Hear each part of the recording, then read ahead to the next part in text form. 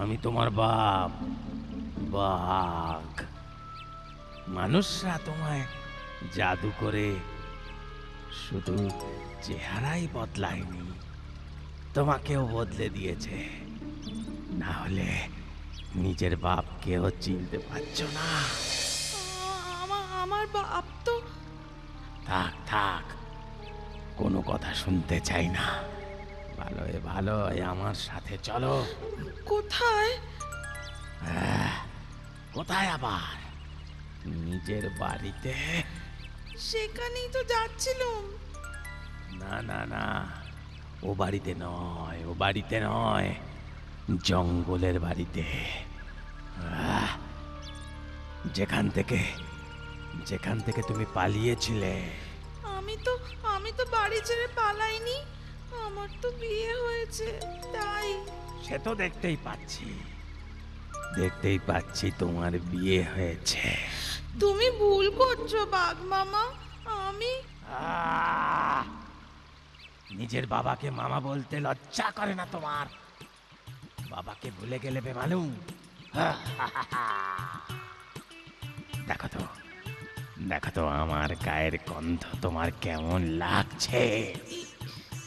খুব ভালো, খুব ভালো গন্ধ। বাবা বাবা বাবা বাবা, এবার এবার আমার আমার মুখের গন্ধ শোকো তো। বাহ, খুব মিষ্টি গন্ধ। তবে তবে তুমি আমার মেয়ে, আমার আমার পিঠে উঠে বসো। আচ্ছা। ভালো ভালো করে চেপে ধরো। এবার এবার আমি লাফাবো। ও বাঘের মেয়ে, বাঘের মেয়ে, কি হলো কি বাঘের মেয়ে? সেই কখন থেকে ডাকছি।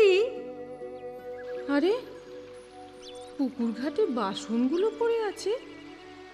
বৌমা কোথায়? তবে কি জঙ্গল থেকে বাঘ এসেছিল?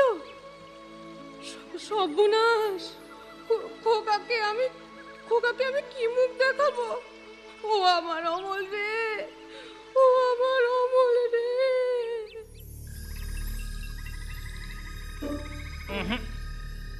না না না না, এ তোমার মেয়ে হবে কি করে?